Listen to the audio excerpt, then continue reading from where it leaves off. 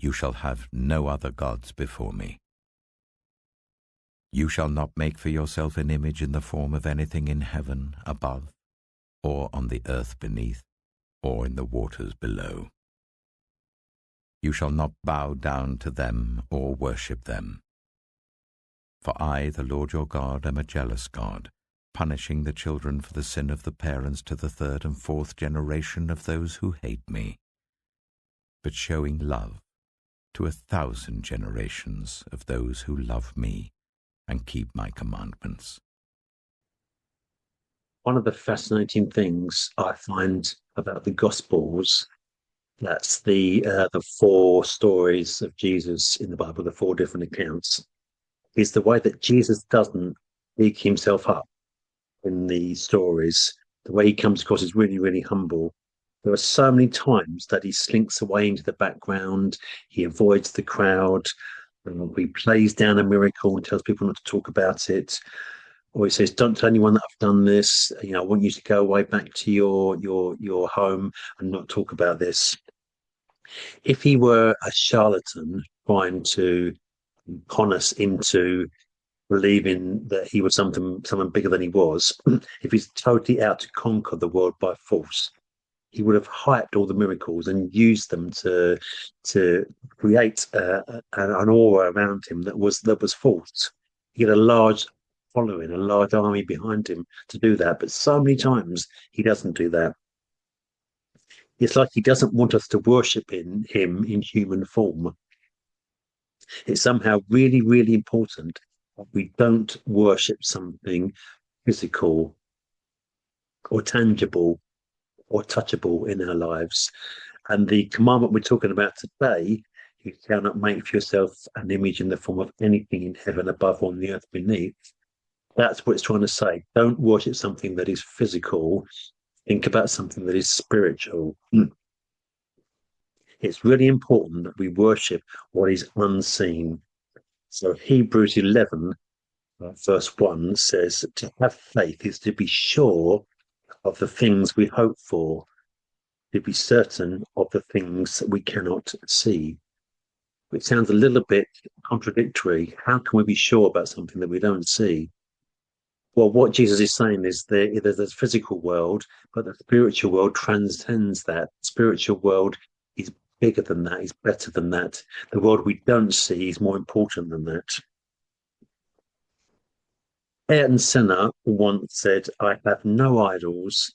I have my work, dedication, and competence." I have no idols. I have my work, dedication, and competence. He was a Formula One world champion and a Christian.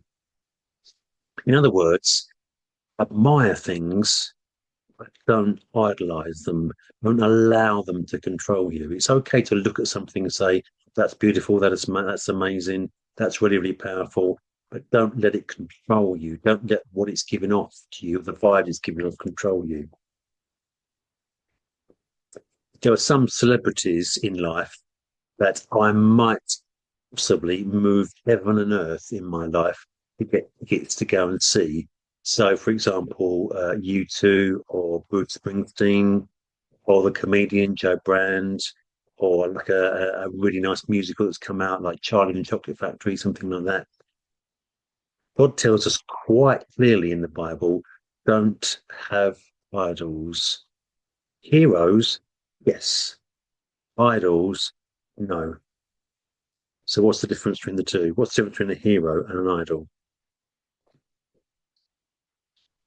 This commandment, it says, don't make an image for yourself.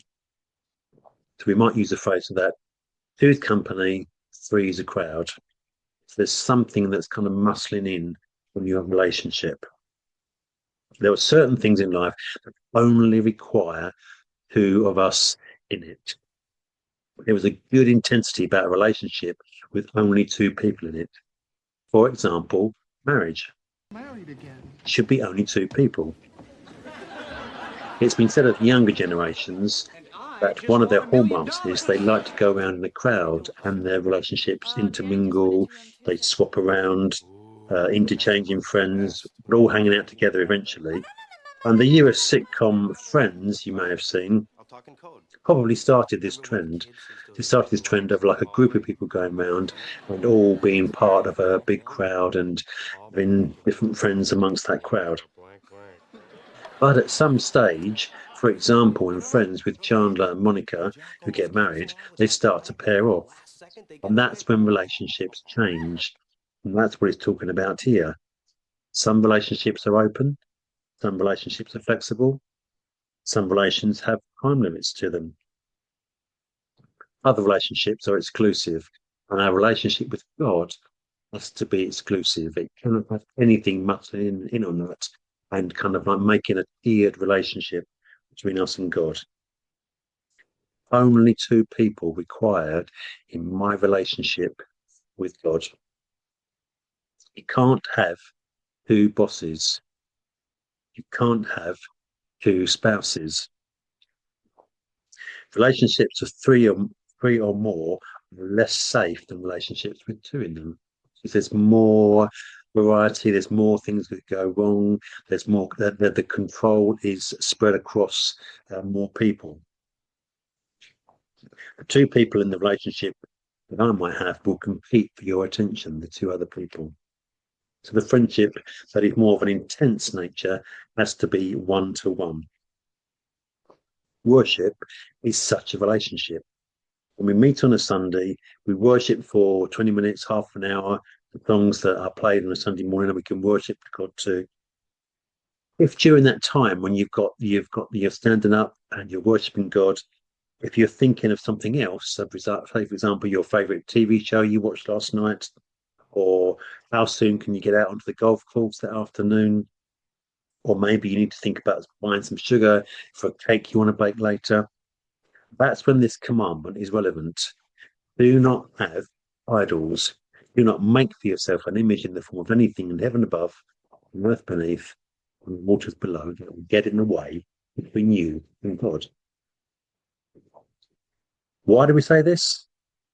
Because nothing in creation is the equivalent of God. There's God, and then there's the rest of creation. God has no equal, and that's really important for us as humans to know that he has no equal. Don't serve these other gods. Serve means to put yourself beneath something, below something, in the power of something. In Genesis 1, mankind is made responsible for the animals and creatures of creation. To make gods out of one of those and then worship it is not healthy, whatever the form that takes. One of the other commandments that we've looked at is don't be jealous of what other people have. Don't covet, don't envy what other people have. But here, God prides himself in saying, I'm jealous of any relationship that pushes me out of the picture. I don't like that happening. God demands our exclusive rights to the relationship. When a TV celebrity signs for one particular TV channel exclusively and no other one, so for example, somebody signs for the ITV or BBC or Sky, until they're not allowed to appear on any other channel. Literally, they only appear for that one channel. It's called a golden handcuff agreement, whereby the celebrity can claim more money in their contract because they stay loyal to that one channel. But it means they can't go anywhere else. God wants to handcuff you and me into a relationship with himself. He wants to have that golden handcuffs agreement. We will not go anywhere else. We will not perform for any other channel. If you struggle with the word jealous as a description of God, because it can have a slightly negative connotation, you can interchange it with the word zealous. So God is zealous. He pursues us relentlessly. Zealous means to eagerly desire something. He has a zeal to have that exclusive relationship with us, that encapsulated bubble. When we worship him, we can be just him and me in that bubble, worshiping him. God will not put up with rivalry, partly because he has no rivals, he has no equal. So for us to put someone on that level or something on that level, it makes a mockery of God. He will not share us with other gods because they're not his equal. In my marriage, no one compares with my wife. I think my wife is beautiful. I love my wife. So therefore, any other person I elevate to that level becomes a rival and it becomes wrong. There's a jealousy there, and it's just a very, very poor situation. Now, maybe you might be wondering, well, what other gods am I worshipping then? So what kind of situations in my life constitute this worshipping other things, worshipping idols? Why not try to do an audit or list of what you spend time on during any one day? So, for example, maybe it's shopping. How much time do you spend going to the shops? How much time do you spend watching TV? How much time do you spend gaming? How much time do you spend on your mobile phone? If you look on your mobile phone, it will tell you how many hours you spend screen time each day, each week, and it compares week by week as to whether you're getting more and more obsessed with it or less obsessed. How many hours you spend in prayer, how many hours you spend chatting, how much time you spend cooking and eating. It tells you what goes on in your life and tells you what you worship because you spend time focusing on that particular thing. Where does God come in that pecking order? Is he, below, above shopping, but below TV? Do you spend more time in prayer or on your mobile phone? Which of those two is it? It's a good way to look at that. Or another way of doing this to test whether you're worshipping God or other things other than God is to try calculating what you spend your money on. So across a month, work out how much you spend on what do you give to the church? How do you help others in your giving? Do you buy lots of clothes or lots of things you don't need? Do you buy unhealthy foods? Are you buying lots of takeaways? What is your impulse buy? What is it you go into a shop and you think maybe you go into Primark or M&S or Sainsbury's and you think I must have that? Do you go straight to the ice cream aisle, or do you go straight to the silky clothes aisle in M&S? Why not this week spend more time deliberately with God, even if it's only a minute a day? Try to spend more time deliberately, proactively with God and see what happens. Give Him your full attention in those moments. Make sure nothing can interrupt your dialogue, your prayer time with God, because that is the safest place for you to spend time.